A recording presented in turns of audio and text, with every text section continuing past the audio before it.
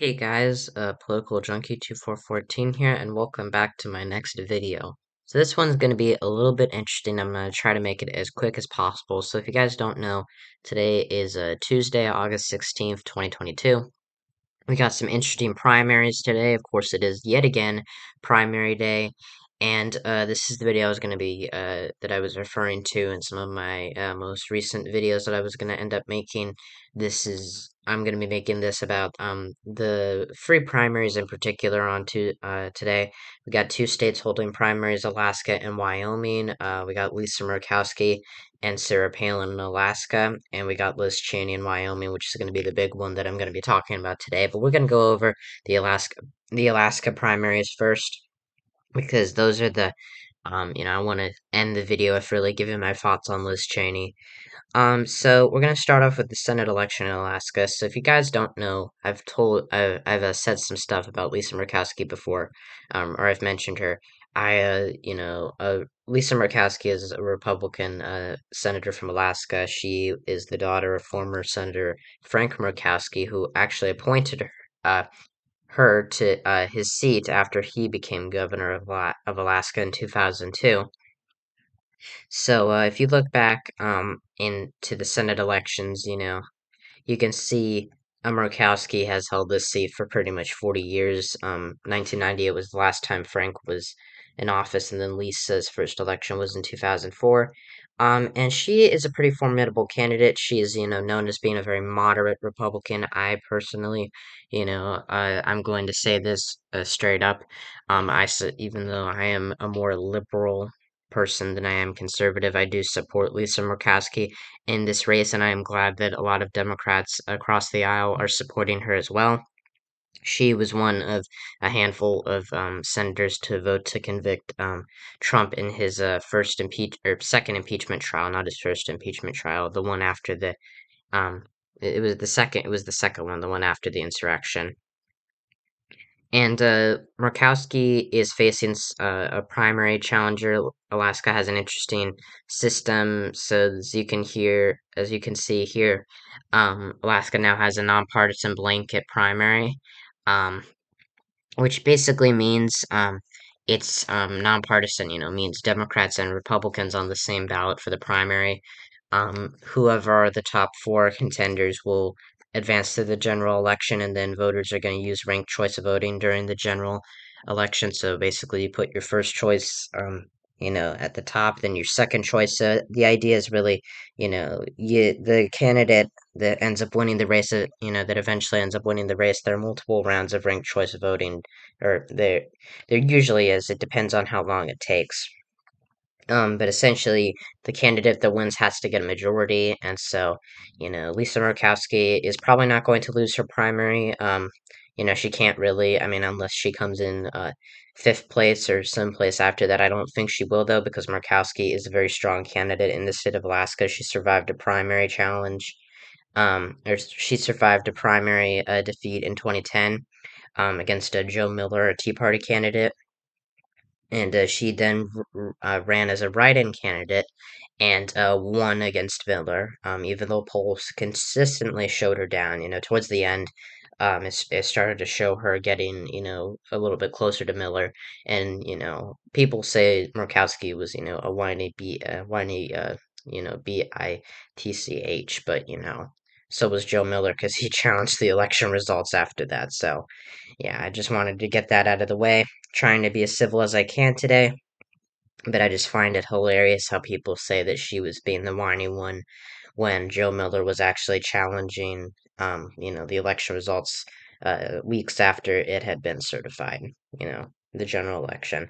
So Murkowski, is pretty powerful. She was able to defeat Miller, even though she lost the primary in 2010. That was the time of the Tea Party. And Murkowski was a lot more conservative back then. Since 2010, she has become a much more moderate to liberal Republican. She's pretty much the second most liberal senator, or liberal Republican senator, not the second most liberal senator. Second most liberal Republican in the Senate, after Susan Collins of Maine. Um, and Murkowski's going up against the Trump-backed candidate Kelly Tshibaka, along with another Democrat. But really, it's a race between Murkowski and Tshibaka. Tshibaka's probably also going to make the top four candidates as well. As you can see, Lisa Murkowski has endorsements from across the aisle: Angus King from Maine, Kirsten Sinema, Joe Manchin, Mark Warner, Jeanne Shaheen, all Democrats in the Senate. I mean, Angus King is an independent, but he caucuses with Democrats, so he's basically a Democrat. On the Republican side, you got Susan Collins, Joni Ernst, John Thune, John Barrasso, Mitch McConnell, Rick Scott, Dan Sullivan, John Cornyn, Tim Scott.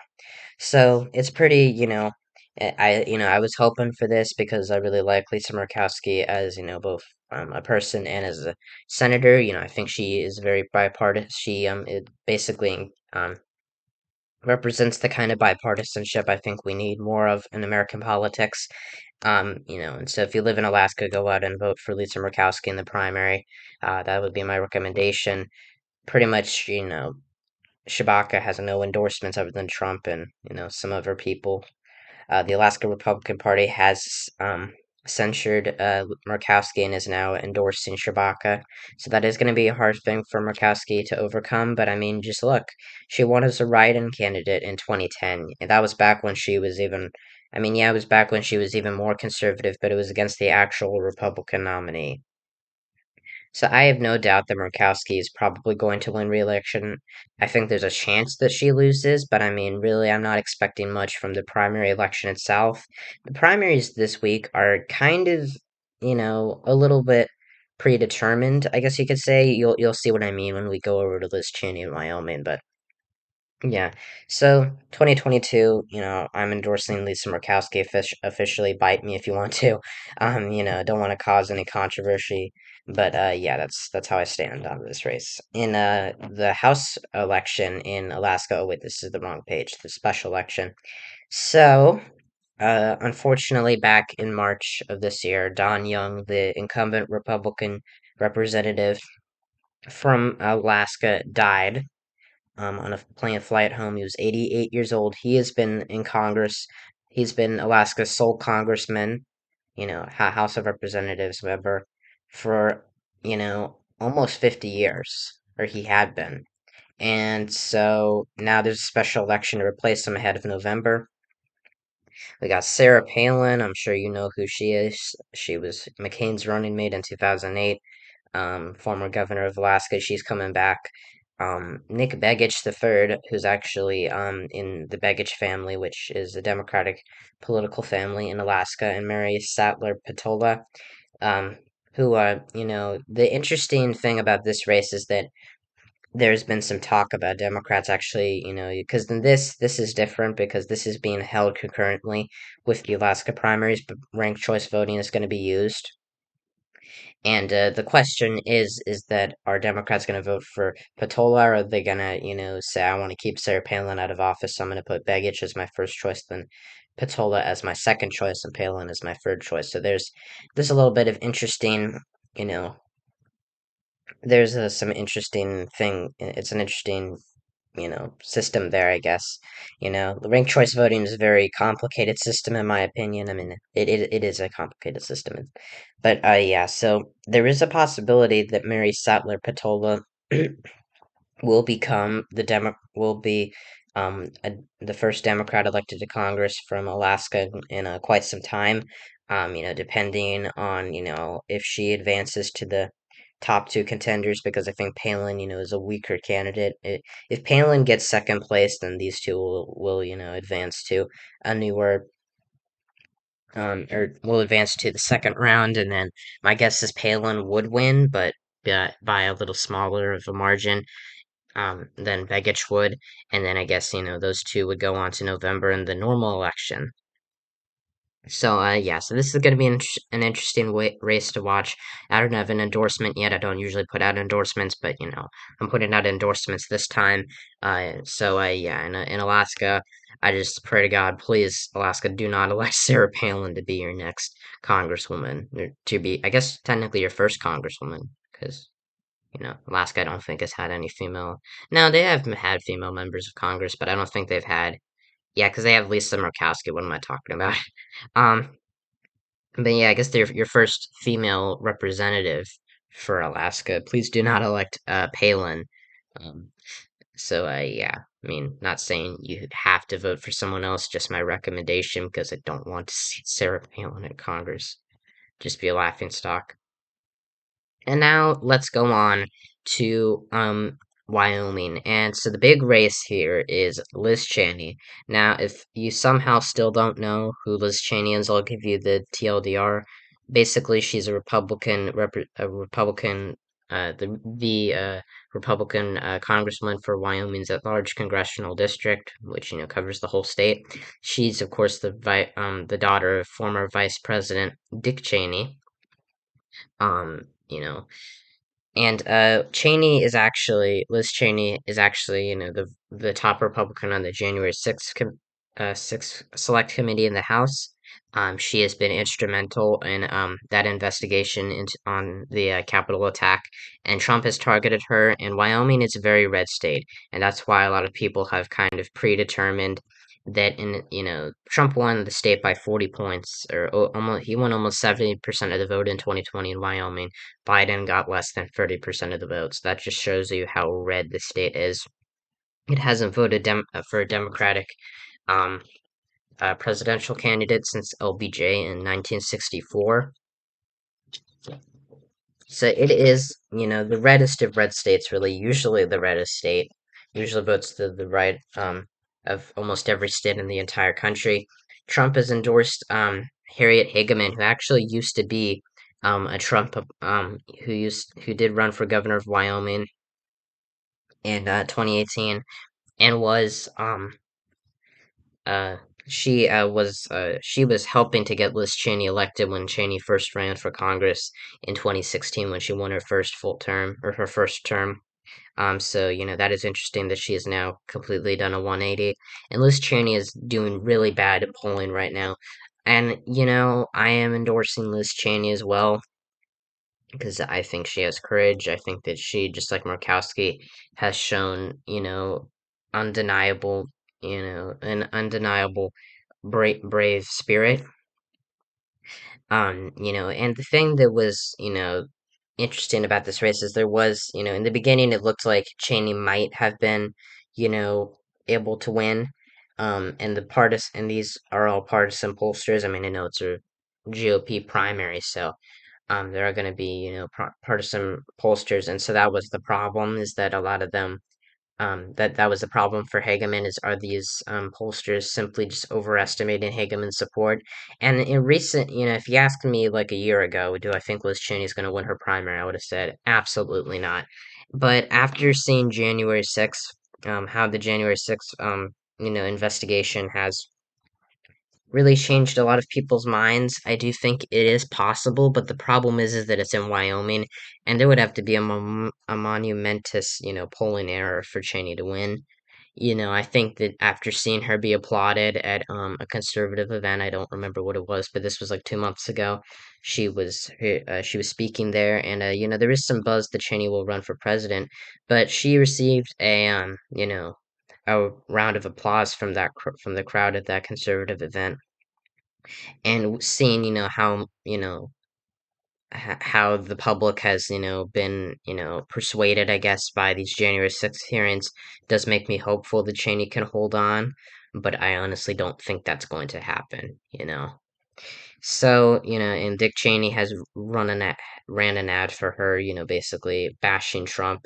And, Cheney, I gotta say, she's been very brave. She's been willing to cost her seat in Congress simply so she can, she does the right thing, because I believe it is the right thing to impeach Trump. I don't want to get too partisan here, but I believe she did, the right thing. I don't think it's much of a surprise to a lot of you guys that I am, pro. I'm anti-Trump, but yeah, and I support Liz Cheney. I don't think she's gonna win, but I will be hoping for her. This last poll is not partisan, and Wyoming is a very rural state, but it's very easy to poll the state because it is so rural. It is a big state, but in terms of size, but in terms of population, not at all. It's probably, I think it's the most rural state in the nation. But the real thing I wanted to say before we kind of end the video is that if Liz Cheney, basically what I'm trying to say is this is the most important primary really in the entire country. And that's because I think that if Liz Cheney wins, there's not a doubt in my mind that Trump will lose the GOP nomination in 2024. Now, let me explain that, because I know that sounds a little, that sounds a little like I'm, making a call too early. But if Liz Cheney can win her reelection in a state that is heavily pro-Trump, heavily right-wing, and Cheney is a pretty right-wing figure, don't get me wrong, but if Trump can't even pull off a victory in the state of Wyoming, a state that voted for him more than any other state in the entire country, he is not winning, the primary in 2024. He might be losing it already. If you guys, if you see polls with him and Ron DeSantis, DeSantis is starting to overcome Trump.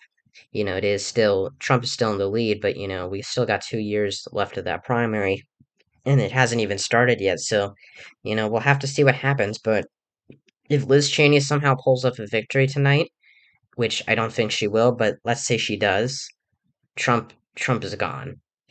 He's gone. DeSantis will be the nominee. He's already, he's already being investigated by the January 6th. Well, I mean, he's already been investigated by the January 6th committee. He's being investigated by the DOJ. And you can say all you want whether or not you support Donald Trump. I'm not here to attack you or anything. But if he doesn't win this race, a race that should be so easy for him to win, it appears his candidate is so favored. But we've seen some pretty big surprises in this primary season. Michael Guest in Mississippi, voted to establish that bipartisan commission for January 6th, not the one that is the select committee, but it was the other one. He had a primary challenger, and in that runoff on June 28th, he swept to victory. It was completely out of nowhere, so it shocked me personally. Didn't really talk about it, but yeah, it's just we could see a real upset here in the state of Wyoming, but I think it's very hard to see Liz Cheney winning right now. When the opposition was more split, or was split between all these candidates, you know, it was easy to see, but it's it's not gonna happen, I don't think. Liz Cheney, Cheney, if you're hearing this, or if anyone is hearing this, we believe in you. I believe in you. I'm supporting you. I know it might be a little too late. You got 8 hours until the polls close in your state. Technically, I guess, yeah, it is eight because you're 2 hours behind us. But yeah. Anyways, guys, uh, sorry if I made this video a little too biased in one direction, but that's basically my preview to these primaries. We got some interesting you know primaries tomorrow or tonight, and it's going to be really interesting to see how they play out. I think that if Cheney wins this primary, Trump is done, and we're probably not going to be seeing a lot of results, especially in the House election in Alaska, for quite some time, because Alaska takes a very long time to count their votes. The polls close at 1 a.m. Eastern Standard Time, so that's gonna, you know, because Alaska's on the way on the other side of the country, and it's gonna be very very hard for it's gonna be basically tomorrow morning. In 12 hours, basically the polls close because I'm recording this at 1 o'clock. So, yeah, I guess I don't really have too much to say. Sorry if this video was a little too political. If you have your own opinion on these primaries, if you disagree with me on some of these calls, please comment down in the comment section below. Make sure to like the video, subscribe to the channel, share the video, turn on notifications. Check out my main channel, Interactive127, a non-political channel, if you want to look at some non-political stuff, hang out and have a good time. Although this is pretty cool too. Yeah, and check out my comrade on YouTube, Growlings666, who I'm thinking of doing a reaction video with, so no promises. But yeah, so I'll see you guys soon when I talk next time when I talk about all things politics. See ya.